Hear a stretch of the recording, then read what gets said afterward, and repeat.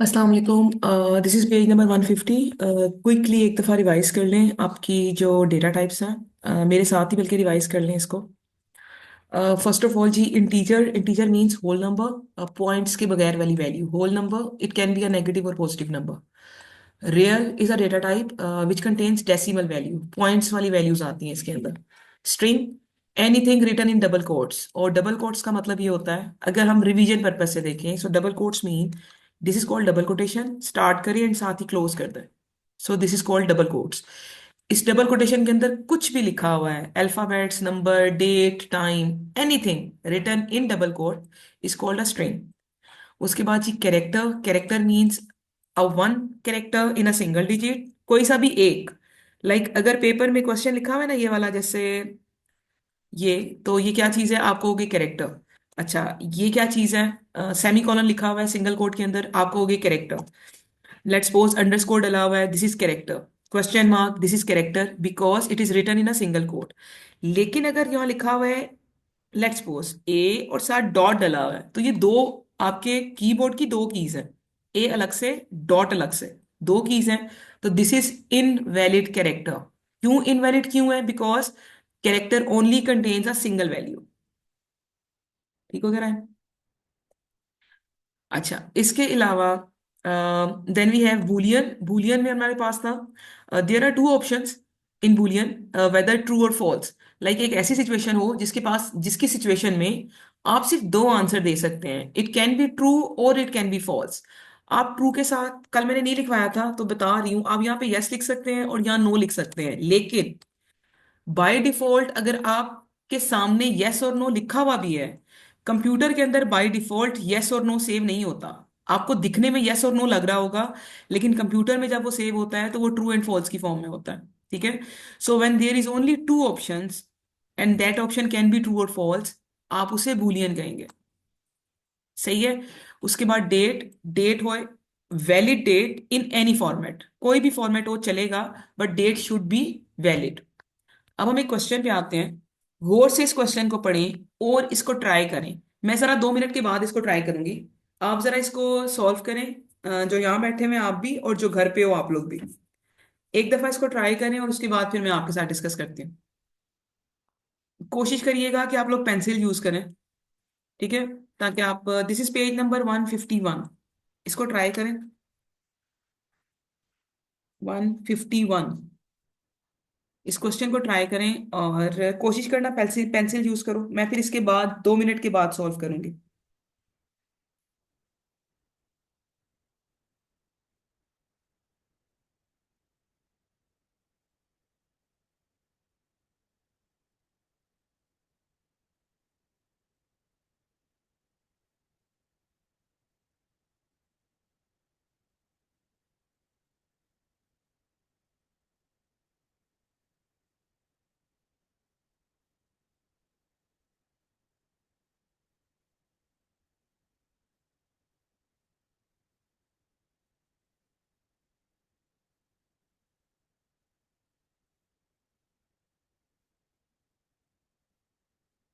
अगर आपने कर लिया, आप मुझे डन लिखेंगे या डॉट डाल दे, सिर्फ कि हमने कर लिया है, सिर्फ एक डॉट डाल दिया करो।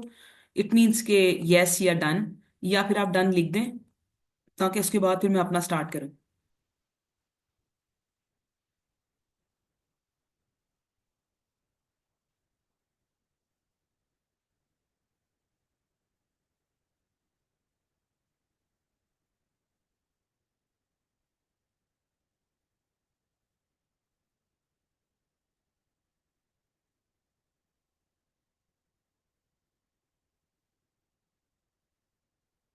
हम्म।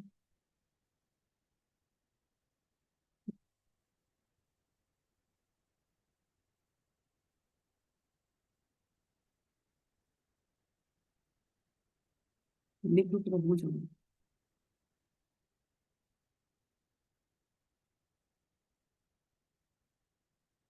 जितनी देर में आप लोग कर रहे हो मैं इसका वो कर दूं, क्या था?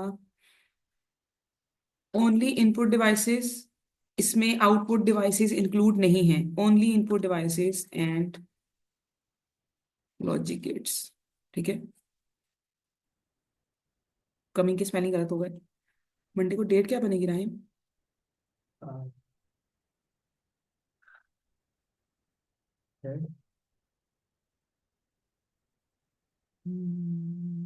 लिख दूं दैट?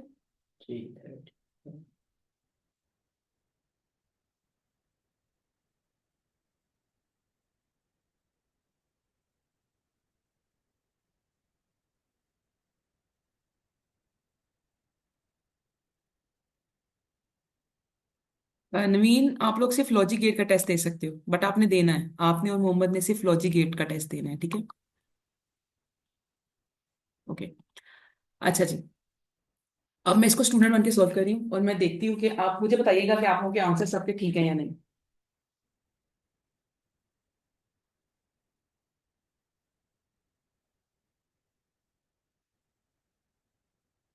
ठीक है। Okay. A program will be written to store information about members of a swimming club. The following membership details will be recorded. The first one is name. अब नेम जो है वो दैट इज अल्फाबेट्स, लाइक आपके keyboard के जो symbols होते हैं, so it should be string. अच्छा, एक और छोटी सी रिक्वेस्ट आपसे। Normally we write the data types in capital letters. So next time, अभी के लिए it's okay, but next time keep in mind कि हम जब डेटा टाइप का नाम लिखते हैं तो ज्यादातर mostly we write it in a capital letters, ठीक है? मुझे नहीं पता यहाँ उसने दिया है कि नहीं। ये पुराने पेपर से क्वेश्चन है, ठीक है, इसके माइंड में नहीं रहना। हम इसको कैपिटल लेटर्स में लिखेंगे डेटा टाइप को, ठीक है? इवन स्मॉल में भी एक्सेप्टेबल है, बट मैं चाहती हूँ कि आप कैपिटल लिखें। Then we have gender. अब जेंडर के लिए दो ऑप्शंस थे मेरे पास। अच्छा, सम टाइम पेपर में हिंट दिया हुआ होता है। अगर यहाँ पे उसने हिंट दिया हुआ होता जेंडर के साथ कि इट शुड बी मेल और फीमेल, तो एम और एफ। अगर आपने उसको, उसने आपको पेपर में हिंट दिया हुआ होता कि फॉर जेंडर राइट एम और एफ, तो देन हम इसकी डेटा टाइप रखते कैरेक्टर। कैरेक्टर का मतलब होता है एक वक्त में एक वैल्यू, ठीक है?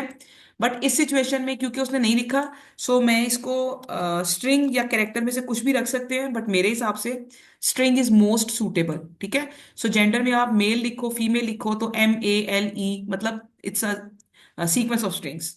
उसके बाद है स्टेटस। स्टेटस के अंदर यू राइट सीनियर और जूनियर।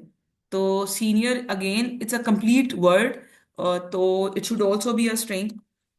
अगर किसी बच्चे ने, इज देयर एनीवन जिसने यहाँ पे बुलियन लिखा हो? आप जो 7 स्टूडेंट्स प्रेजेंट हैं, इज देयर एनीवन जिसने स्टेटस के अंदर बुलियन लिखा हो? तो प्लीज मुझे बताओ।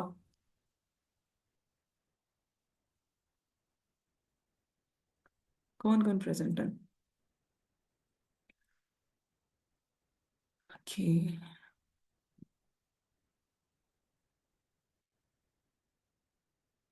ठीक है, very good. But some time ना कुछ बच्चे यहाँ पे लिखते हैं बुलियन। अब मैंने उनसे पूछा कि आपने बुलियन क्यों लिखा है ना, आप यहाँ पे डेटा टाइप में अगर बुलियन लिखें तो रीजन।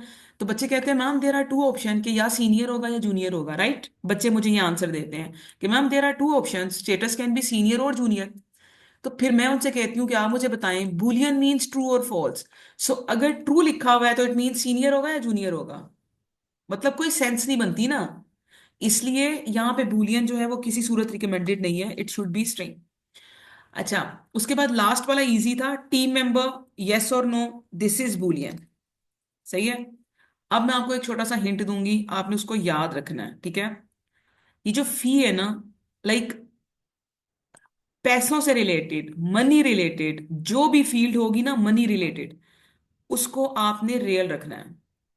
क्यों रखते हैं मैं आपको बताती हूँ। उसको आप रेयर रखते हैं, आपने देखा होगा मोस्टली आप कोई प्रोडक्ट्स जो है वो परचेज करते हो तो उनके ऊपर प्राइस लिखी हुई होती है, लेट्स सपोज 99.99 रुपीज, या समटाइम वो फिर आप वो राउंड ऑफ करते हैं आपको।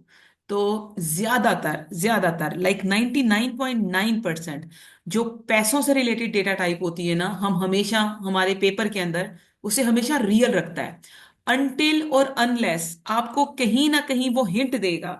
अगर यहाँ पे लिखा हुआ होता कि फी जो है that should be a whole number, अगर कहीं ना कहीं आपको हिंट दिया हुआ होता ना कि फी जो है वो होल नंबर होनी चाहिए, तब हम उसे इंटीजर रखते।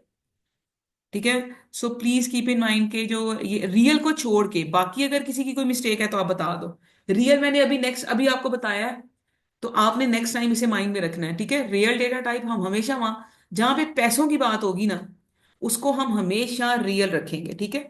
क्योंकि मैं आपको बताऊं, एक मजे की बात बताती हूँ, सामने देखिएगा स्क्रीन के ऊपर, देखिए। अगर आपकी डेटा टाइप इंटीजर है, मैं आपको एक अच्छी मजे की चीज बताती हूँ। आप सोचिए आपकी डेटा टाइप एक इंटीजर है। अब आपको जरूरत पड़ जाती है कि आप अपनी प्राइस लिखें 99.9, तो आप 99.9 लिख नहीं सकते, क्योंकि डेटा टाइप इंटीजर है और इंटीजर सिर्फ होल नंबर को सपोर्ट करती है। आप या 99 लिखोगे या 100 लिखोगे। लेकिन आपको एक मजे की बात बताऊं कि जब हम रियल डेटा टाइप पे जाते हैं, तो रियल डेटा टाइप में अगर मैं आपसे कहूं कि 90.9 तो चलो आ ही जाएगा, बट अगर आप चाहें मैं आपको कहूं 90 लिखें रियल डेटा टाइप में, 90 को लिखें रियल डेटा टाइप में, तो रियल डेटा टाइप के लिए कंपलसरी होता है कि there must be a decimal point. ठीक है। रियल वैल्यू के लिए it is compulsory that there must be a decimal value. तो जब हम 90 लिखेंगे, तो इसको रियल में कन्वर्ट करना आसान है, आप पॉइंट के बाद इसको जीरो लिख सकते हो। इसका मतलब है जो रियल डेटा टाइप होती है उसमें आप होल नंबर भी लिख सकते हैं पॉइंट के साथ जीरो डाल के। इसी तरह से अगर मैं आपसे कहूं कि 0.9 लिखें, तो हम 0.9 ऐसे नहीं लिखते, आपको साथ में कोई ना कोई वैल्यू देनी पड़ती है, तो इट शुड बी 0.9 जैसे। ये चीज आपको मैं अभी पीछे, कल मैंने एक्सप्लेन नहीं की थी ना, आपको मैं एक्सप्लेन करती हूँ। बैक ऑन पेज नंबर 150, ये एक इंपॉर्टेंट पॉइंट है इसलिए मैं वापस जा रही हूँ दोबारा पीछे। This is page number 150। यहाँ पे देखो रियल डेटा टाइप के अंदर यहाँ पे एक पॉइंट है, मैं चाहती हूँ कि आप इसे हाईलाइट कर लें। यहाँ पे एक पॉइंट है, at least one digit on either side of the decimal point. ये कंपलसरी है, ठीक है। Zero being added if necessary. तो जैसे यहां पे देख रहे हो, ये देखो 0.0 लिखा हुआ है।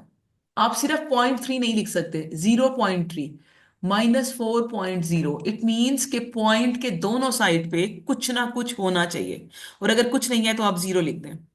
It is recommended in real data type. ठीक है। अच्छा, उसके बाद आते हैं, इतना मुश्किल नहीं है, इतना वो नहीं है, आगे आते हो अगले पेज पे आओ 152 पे। इसको ट्राई करें। रीजन छोड़ दें, रीजन मेरे साथ करिएगा, इसको छोड़ दो, बाकी सॉल्व करो, 2 मिनट दे रही हूँ आपको। ये अभी सॉल्व नहीं करनी रीजन, ये मैं आपको बताऊंगी। बाकी पूरा क्वेश्चन पढ़ो बहुत ध्यान से, और इसको ट्राई करो सॉल्व करने की।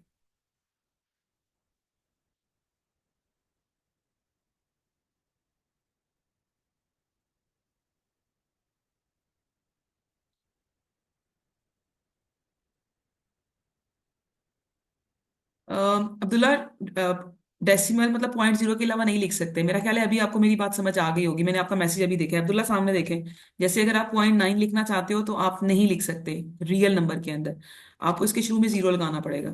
इसी तरह से अगर आप कहो कि मैंने लिखना है 55, तो आप रियल डेटा टाइप के अंदर सिर्फ 55 नहीं लिख सकते, इट्स कंपल्सरी कि आप पॉइंट के बाद जीरो डालो। लाइक डेसिमल लिखना कंपल्सरी होता है इसके अंदर आपको। Is it clear Abdullah?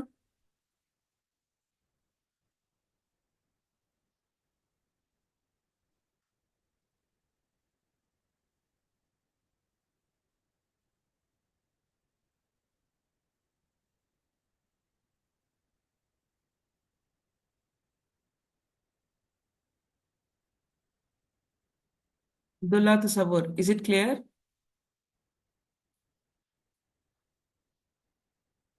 कर लिया टाइम? अभी मुझे बताना कि ठीक है या नहीं। अच्छा, इसको अगेन स्टूडेंट की तरह सॉल्व करते हैं। A school stores data about the course offered. A program which use this data declare as following variables and data types: course name as string, course level as character, start date as date. First part है, computing would be an appropriate value to stored in course name. Okay, give a value, like आपने example देनी है, give a value appropriate to each of the other two variables. आपने जिस तरह उसने course name के अंदर वैल्यू डाली है कंप्यूटिंग, और आप थोड़ा सा गौर करो, course name is a string, तो उसके अंदर जो उसने वैल्यू डाली है वो डबल कोट्स के अंदर डाली है, और ये कोई भी एग्जांपल हो सकती है। Give a value appropriate to each of the other two variables. आपका नेक्स्ट था कोर्स लेवल।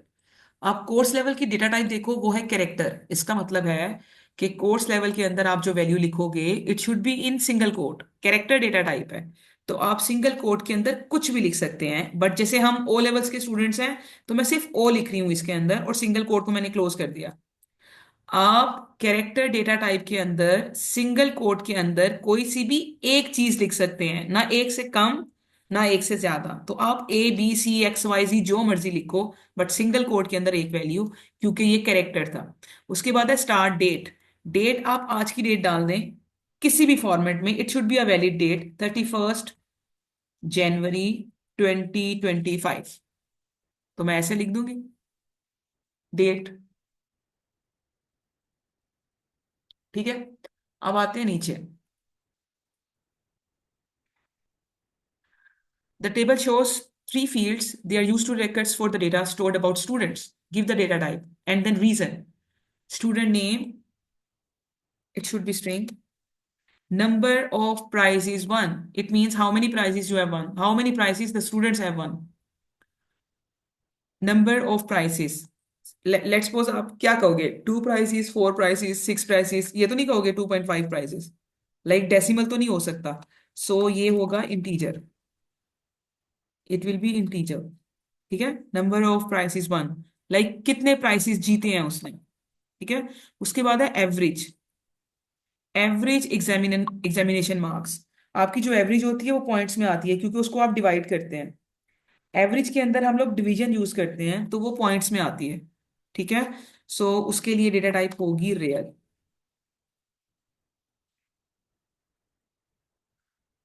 ठीक है। रियल।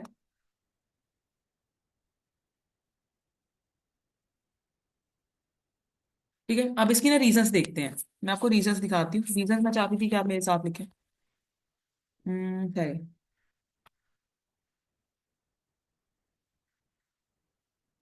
हम खुद रीजंस देते हैं, वो पुराने पेपर्स की हैं।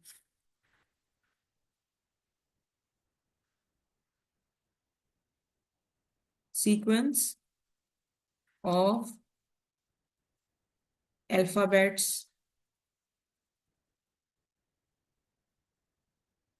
आर एंटर्ड और रिक्वायर्ड। कुछ भी लिख सकते हो। मैंने इसको स्ट्रिंग क्यों रखा, इसलिए कि इसमें हम सीक्वेंस ऑफ अल्फाबेट्स, ज्यादातर अल्फाबेट्स होते हैं ना नेम के अंदर। सो सीक्वेंस ऑफ अल्फाबेट्स हम यूज करेंगे। सीक्वेंस ऑफ अल्फाबेट्स का मतलब है एक से ज्यादा अल्फाबेट्स। ठीक है। नंबर ऑफ प्राइसेस, तो इसके साथ मैं लिखूंगी it must be a whole number. आपने कितने प्राइसेस जीते, आपसे कोई पूछे आपने कितने प्राइसेस जीते, आप कभी ये नहीं कहोगे मैंने यार 3.7 प्राइजेस जीते हैं। आप कहोगे 3 जीते हैं, 4 जीते हैं, 1 जीते हैं, 7 जीते हैं। तो पॉइंट्स में नहीं हो सकते प्राइजेस। तो रीजंस में आपने ना अपने आप को प्रूव करना होता है कि आपने इसकी डेटा टाइप ये क्यों रखी है। मतलब वाई वाला काम करना होता है। Why it's integer, because it must be a whole number. Average, तो एवरेज के साथ आप लिख सकते हो it may contain decimal values, क्योंकि एवरेज में हम डिवीजन करते हैं ना, तो डिवाइड करते हुए तो पॉइंट्स में आंसर आ सकता है। अब सिर्फ मुझे ये बता दें, इज इट क्लियर, तो फिर हम आगे चलें।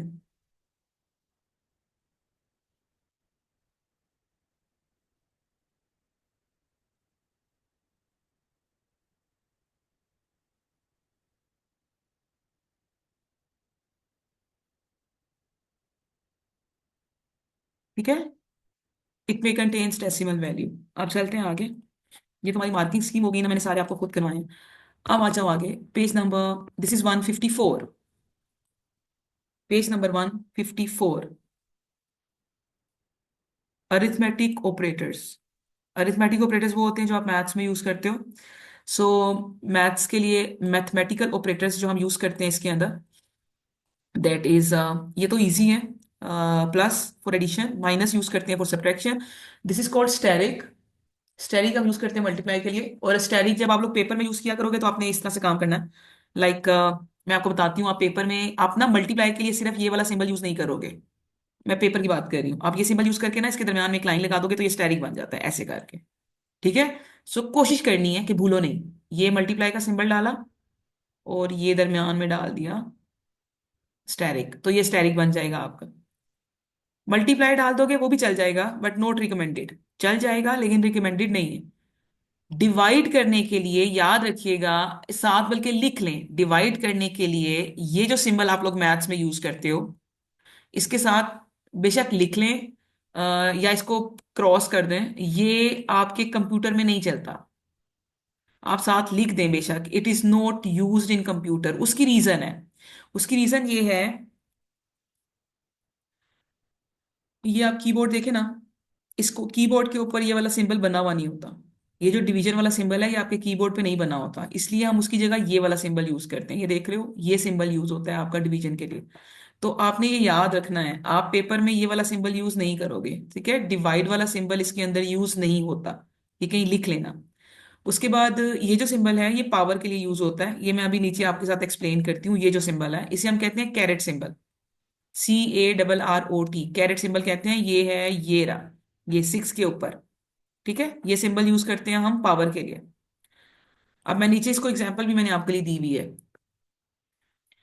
ये जो लिखा हुआ है 2 रेज टू पावर 2, इसका ये मतलब है, ये लिख लो साथ मेरे। इट मीन्स के जिसको आप नॉर्मली मैथ्स में लिखते हो 2 रेज टू पावर 2, उसको यहाँ पे हम फिर, मैं अपना स्टाइलिस लेके आती हूँ जब तक आप इसको, ये हो गया 2 रेज टू पावर 2, ठीक है? इस तरह से ये जो लिखा हुआ है it means 2 raise to power 3, और ये जो नीचे लिखा हुआ है it means 3 raise to power 3। तो कंप्यूटर के अंदर 3 रेज टू पावर 3 ऐसे नहीं लिख सकते, उसके लिए दरमियान में ये वाला सिंबल डालना पड़ता है।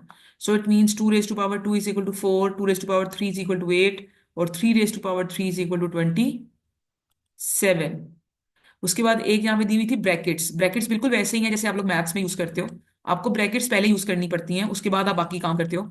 तो यहाँ पे अगर आप देखो तो पहले आप ब्रैकेट सोल्व सॉल्व करोगे, 2 into 3 which is equal to 6। उसके बाद 6 + 3 करोगे तो आपके पास आंसर आ जाएगा 9, ठीक है? सो ब्रैकेट इस तरह से सॉल्व करते हैं। मुझे ये बताएं कि यहाँ तक की चीजें क्लियर है, तो मैं अगला एक इंपॉर्टेंट पॉइंट के ऊपर आऊँ। Is it clear? ये क्लियर है आपको, स्पेशली डिवीजन वाला सिंबल, ठीक है? आपने ये वाला सिंबल यूज करना है। Is it clear Rahil? Clear, कोई इशू तो नहीं है? ठीक है। अब हम एक इंपॉर्टेंट पॉइंट पे आएंगे। कोशिश किया करें आप सारे बच्चे रिप्लाई किया करें, सो दैट मुझे पता हो कि सारे बच्चे एक्टिव हैं। आप में से मोस्टली सिर्फ दाऊद या अब्दुल्ला करते हैं रिप्लाई, या अब नवीन भी करती हैं, बट बाकी बच्चे ना इतना नहीं रिप्लाई करते। सो प्लीज क्विकली थोड़ा सा रिप्लाई किया करें, सो मुझे भी पता चले कि आप लोग मेरे साथ एक्टिव हो। ये एक पॉइंट है जो थोड़ा सा आपको शायद ट्रिकी लगे, लेकिन ये है कि ये है सिंपल, बट इसके क्वेश्चन जब आते हैं तो वो थोड़े से ट्रिकी होते हैं क्वेश्चंस। अच्छा, यहाँ पे एक और चीज लिखी हुई है, वो अच्छे से देख लो जरा कि यहाँ पे एक लिखा हुआ है कि जब भी आप डिवीजन ऑपरेटर यूज किया करेंगे, आपने ये याद रखना है, डिवीजन के लिए आपका जो फाइनल आंसर होता है वो डेटा टाइप होता है। रिजल्ट का मतलब होता है फाइनल आंसर। जब भी आप डिवाइड करेंगे तो जो आपका रिजल्ट आया करेगा वो हमेशा रियल डेटा टाइप होता है। क्यों? क्योंकि डिवीजन में पॉइंट्स आ सकते हैं, ठीक है? क्योंकि डिवीजन के अंदर आपके पॉइंट्स आते हैं।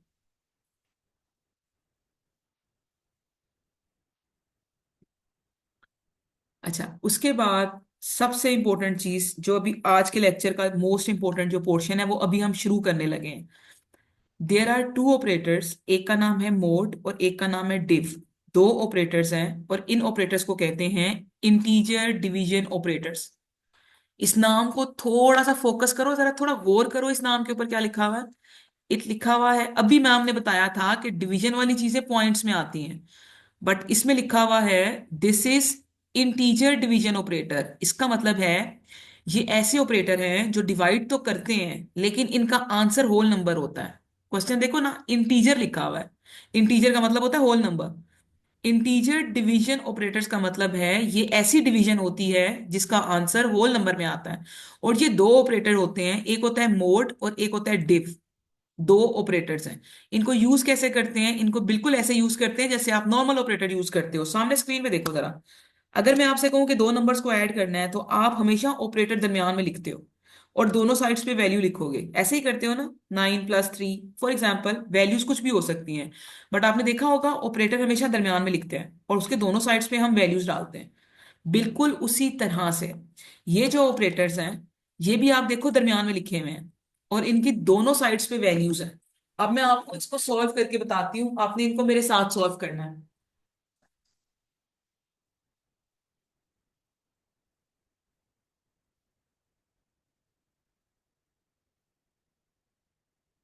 ठीक है, मैं अभी एक डिवीजन करूंगी, आप लोगों ने मेरे साथ करनी है।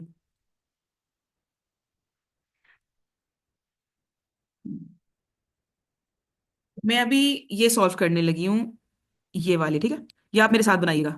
ये लाइन जो लिखी हुई है ना, 9 mod 2, इसका ये मतलब होता है आप 9 को अंदर रखें और उसे 2 से डिवाइड करें।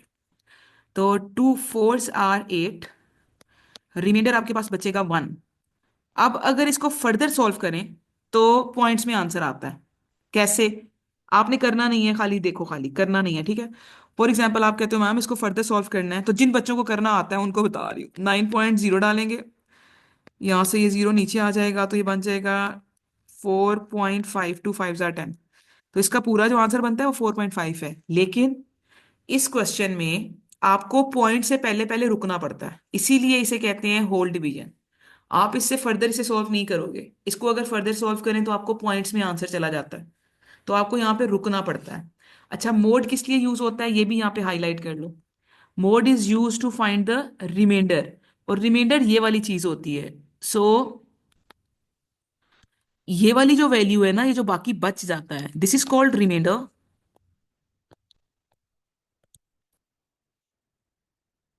This is called remainder. और ये आपके मोड से आता है, ये आपके मोड का आंसर है। ये सामने देख रहे हो, 9 mod 2, 2 4 डिवाइड बाय 1 करो तो ये 1 जो है ना, ये आपका आंसर है। Is it clear? Mod is use to find the remainder. Is it clear, yes और नो? क्लियर? सही है। आगे फिर करेंगे क्वेश्चन, इसका एक और क्वेश्चन भी है बड़े मजे का। अगर डिस्कनेक्ट हो गया तो हम यहीं से आगे से स्टार्ट करेंगे, ये हमारा आज का लास्ट टॉपिक है जो हम कर रहे हैं। This is page number 155। 155।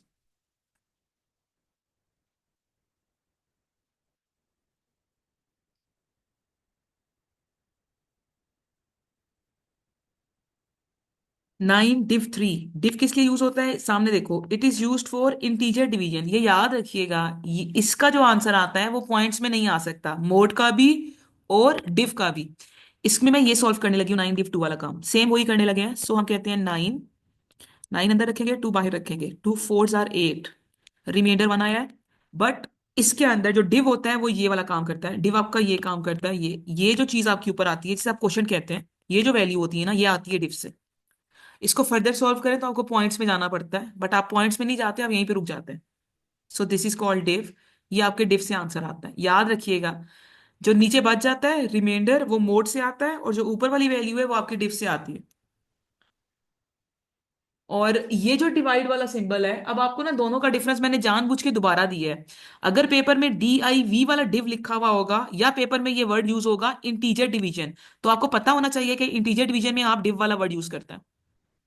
और अगर पेपर में ये वाला सिंबल यूज होगा, ये वाला सिंबल, या लिखा हुआ होगा अरिथमेटिक ऑपरेटर डिवीजन, तब आपका अरिथमेटिक ऑपरेटर वो वाला होता है जो नॉर्मल आप लोग कैलकुलेटर में यूज करते हो। जैसे अगर मैं यहाँ पे कैलकुलेटर खोलूं,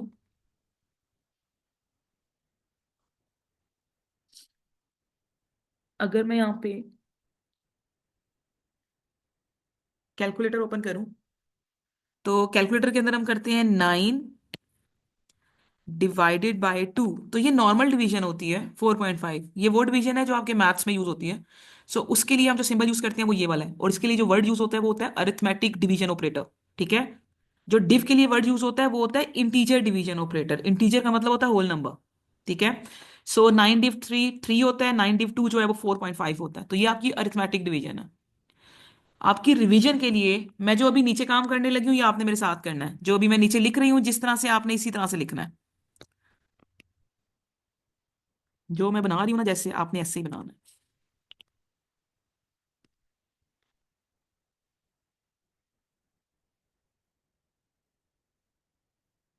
it is just your revision purpose के लिए।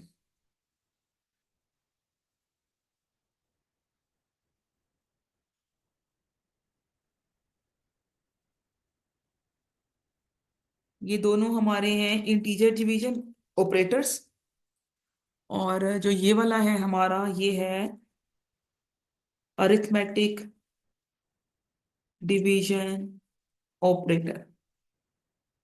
सही है।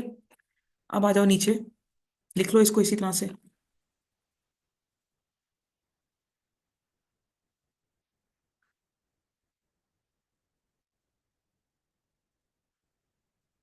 अब क्वेश्चन नंबर 4 सॉल्व करें, खुद से सॉल्व करें।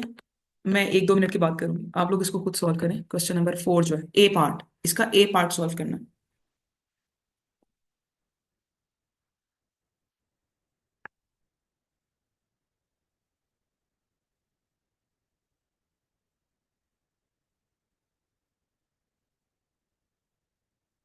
आप पॉइंट के बाद कम से कम एक वैल्यू दे सकते हो, कम से कम। ज्यादा से ज्यादा मैं अगर होंगी स्टूडेंट तो मैं कम से कम दो दूंगी, बट आप लोग मिनिमम एक दे सकते हो।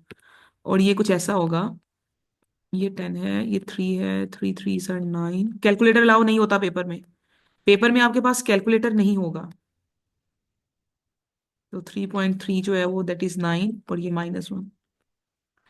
तो ये इस तरह से आप मतलब हल्का सा सॉल्व कर सकते हो, पेपर में कैलकुलेटर अलाउ नहीं है। 10 मोड डिव, ये तो आसान है।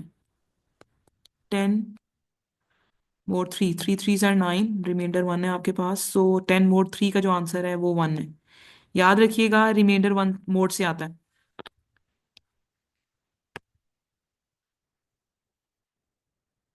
उसके बाद 10 डिव 3, ये वाली चीज जो है वो आपकी डिव से आती है। ये वाली चीज आपकी डिव से आती है, और ये वाली चीज जो है ना वो आपकी आती है मोड से। अब आप लोग इसका जरा बी पार्ट ट्राई करें, मैं 1 मिनट में आ रही हूँ, आप लोग इसका बी पार्ट ट्राई करें।